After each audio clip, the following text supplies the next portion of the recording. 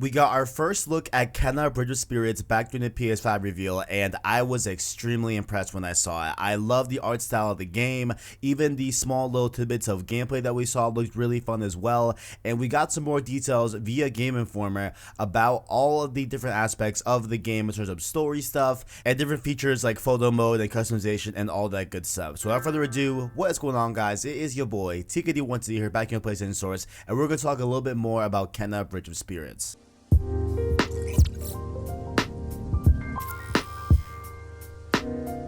Now, in case you were slacking, I'll put up a YouTube card for yesterday's upload where we went over the Kenna Bridge of Spirits, the two different SKUs that we'll be getting, the PS4 version and the PS5 version, and how they differ, and how the PS5 version is a lot more enhanced and overall seems to be a better experience for Kenna Bridge of Spirits. So if you missed that, make sure to go check that out. I won't be talking about the differences there, but we're going to talk about strictly the game itself. So let's start off with, who is Kenna? Who is this mysterious woman that we are going to be playing as? Where is she? All that good stuff. And our protagonist Kenna was described as, quote, Kenna is the hero of the game. More specifically, she's a spirit guide, a person with a special gift who can help guide restless spirits to a peaceful end. In the lore for Kenna Bridge of Spirits, people who have suffered great trauma and have unresolved business can linger between the physical and spiritual world, causing trouble for ordinary living people. Kenna's job is to understand what's keeping them from moving on and helping them reconcile past events. Hence the name of the game. She's literally the Bridge of Spirits. So I thought that was pretty cool there, how, you know, we finally got kind of a name explanation as well for the game and everything, because she guides those that have, I guess, unfinished business into the spirit world. I'm gonna throw a very random call out that kind of sounds like this game in a very loose way, just in the means of Kenna having to talk to spirits to be able to help them guide on and handle their business, to be able to move on to the spirit world. It reminds me of Ghost Whisperer back on CBS, Jennifer Love Hewitt. Do y'all remember that show? No? Okay, we're gonna move on.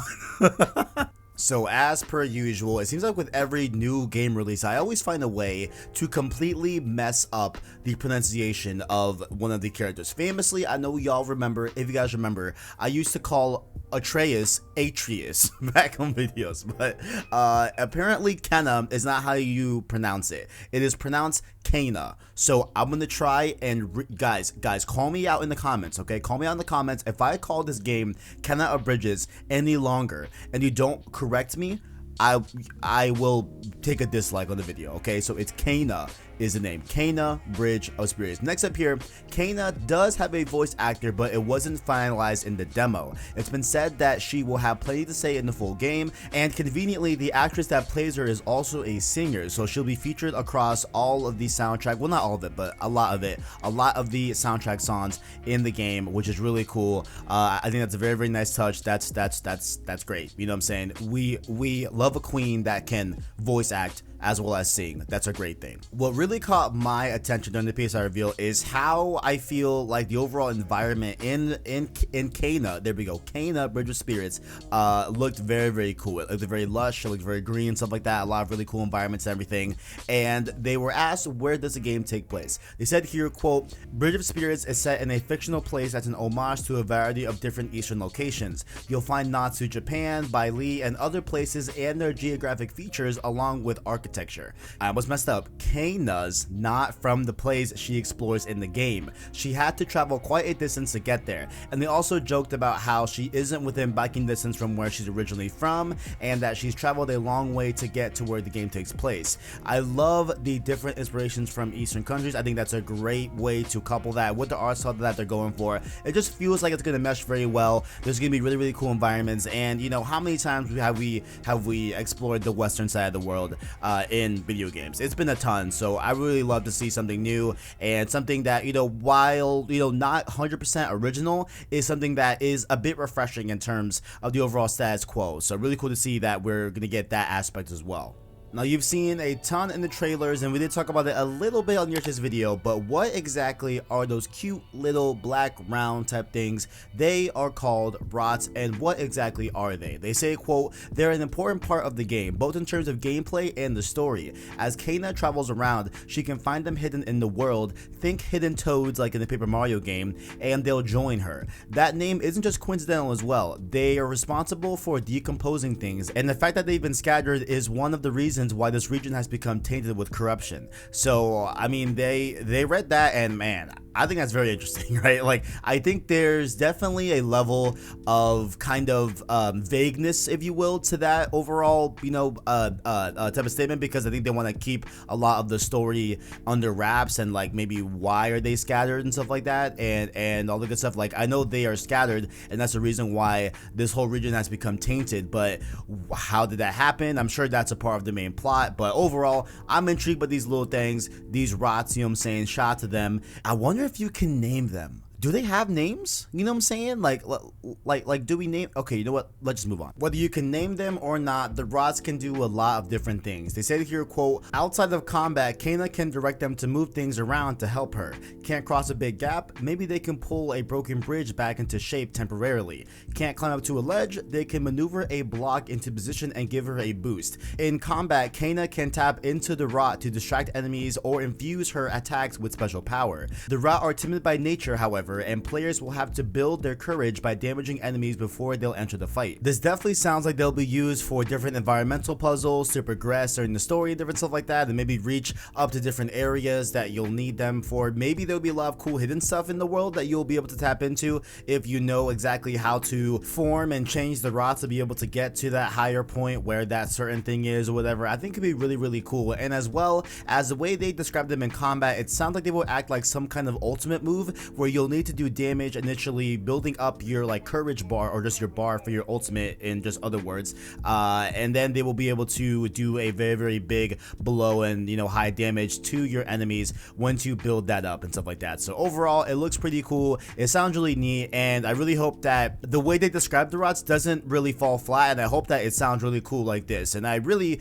you know, have a lot of faith that it will be as cool just based off the little bit that we've seen and different stuff like that. And I know y'all wondering the burning question, can the rots die? They say here that they will not die in combat, as that is not their intention at all. Ember Labs said that they want to make them feel fully a part of the team and not see them as some sort of consumable resource. So it's all good. The rots ain't gonna die. It's all good. Now, what can Kena do in combat? And she can do a lot of different things. Besides her staff's basic light attack, heavy, and charge attacks as well, she can get an upgrade that bends the staff and turns it into a bow, which we have seen in the trailer as well. On the defense, she can use a pulse ability to create a bubble-like shield around her. It has a health meter as well, which gets depleted by enemy attacks. However, if she times its activation correctly, it will stagger enemies and make them more susceptible to attack, which basically in its core is what I love to see. There is some sort of parrying system, all that good stuff. So it looks like it's going to be a very, very cool combat system in terms of just having the, you know, the basics there. You know, we got the light attack, heavy attack, charge attacks, we have a bow type thing. I'm sure there'll be more things that should be able to do with their staff, and of course we have a means of blocking and parrying, so good to see there. Now, if you so happen to be a 3D Zelda fan and you see any parallels with this game and those games as well, Ember Lab says you're not too far off, as it was definitely an influence on development. Fun fact, actually, Ember Labs worked on the Link to Majora's Mask film as well, so that's pretty cool right there. A little bit of DNA that they are putting in there as well, and it's really cool that, you know, it is harboring to that influence, because I know a lot of people love those 3D Zelda games. Me personally, I tried Breath of the Wild, was really my cup of tea at all, but you know, really cool to see that maybe this will grab me, and maybe this will make me want to go back and play those other games, who knows. But another thing as well that they mentioned was character customization. They said here that they didn't see Kena put on different clothing or any cosmetic upgrades during our demo that they got at Game Informer, but players can outfit the rot with a variety of different hats. However, those can be found found in the world, and players can purchase hats for individual members of the rock crew by spending gems that are also found in the world. So later on in the video, they do detail a sort of hub world that you will find first, and that will be the main like hub type of space that you will go back to throughout the game. So I'm assuming that that's where there will be some sort of shop where you can buy cosmetics for your different rot and different stuff like that. But I'm not really hung up on Kana, you know, having different clothing choices. I mean, if it's there, cool, but if it's not, not that big of a deal to me personally. But let me know in the comments below where you guys' thoughts on character customization. Do you want to see more than just the rots be customizable? Do you want to see Kana have different clothing and stuff like that? Let me know your thoughts down in the comments below. And no, the game will not feature any microtransactions. They made that very, very clear. There is cosmetic choices that you can make for the rots, but there will not be any microtransactions in the game, as well as the other big feature that a lot of people were clamoring about at Game Informer. That was, of course,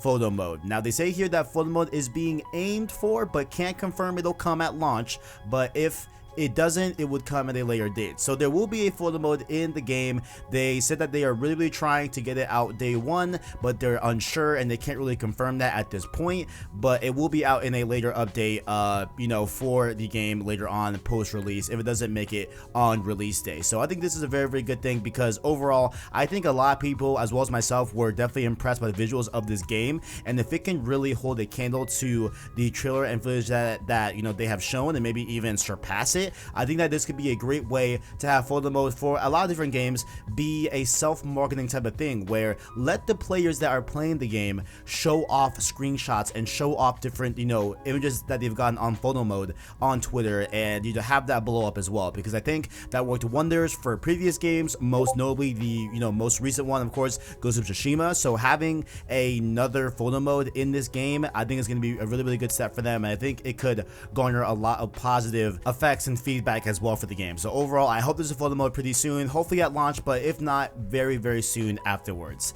The game was also initially built on Unity, but shifted to Unreal 4 during development as well. Just a little, you know, tidbit there in case you want to know. Maybe it'll ship to Unreal 5, because I know that Unreal 4 to Unreal 5 is very easy to ship than previous generations of Unreal. So who knows?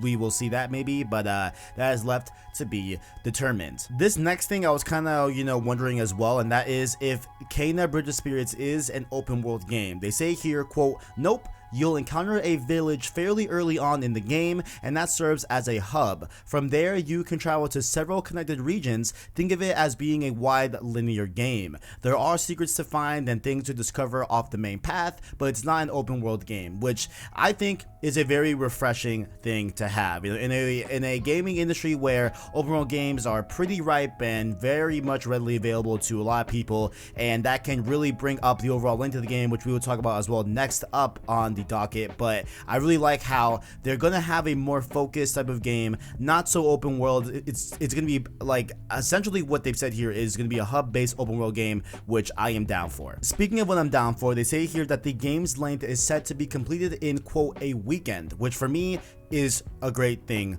to know, okay, because I am, you know, getting a little, you know, I'm not that I'm sick of it, but it is definitely a turn off. I feel like if a game takes like, you know, 50 hours to beat, or 60 hours to beat, or even 40 hours to beat, like that's a big ask, especially for someone like myself that really wants to play everything, or play as much as he can and really experience a lot of different games, you know, in their given time, right? So I really, you know, appreciate them saying that, hey, the game is not going to be anything wild in terms of length. It's gonna be completed in maybe under a weekend. What that tells me is maybe we're looking at like 12 to 18 hours, maybe. I think that's probably what we're going for. I don't know officially. Let me know what you guys think in the comments below. How long do you think this game is gonna be? Let me know your thoughts. Along with a nice and concise length, it is also said to have a nice and concise price as well. The cost is said to be under $60, but they aren't sure about the exact pricing yet. And they also do want to point out that the PS4 will be a free upgrade to the PS5, of course,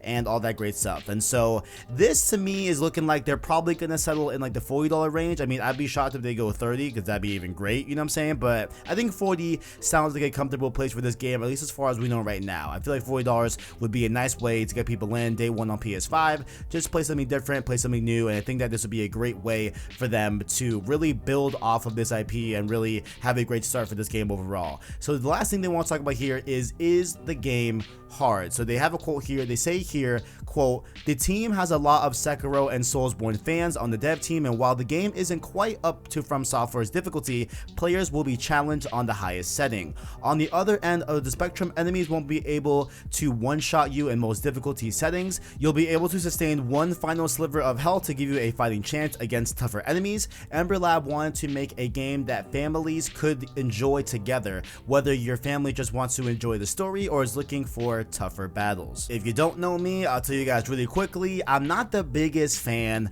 of From Software games in terms of their difficulty, right? Like, I feel like I am someone that can really appreciate a nice challenge, you know what I'm saying? Like, I like something that I can see how to do it, I just gotta figure it out, you know what I'm saying? It's not really beating me every time and stuff like that, and I can see a way forward, right? In terms of the other spectrum of that, where it's just literally almost impossible to do, I don't like that. I don't like being super frustrated in games and stuff like that. I like having a nice little challenge, and it sounds like from them using the verbiage challenge that we're gonna get something like that, where of course on the highest settings you might find a little bit more of a challenge, but overall you'll be challenged, but it won't be impossible. And that's nice to hear from me as someone that doesn't really enjoy that type of experience. I know some of you guys do out there, and that's totally fine, you know what I'm saying? I just don't personally enjoy it that much. But those have been some details about Kena Bridge of Spirits. Most importantly, guys, let me know your thoughts in the comments below. How are you guys feeling about this game? What stood out to you the most?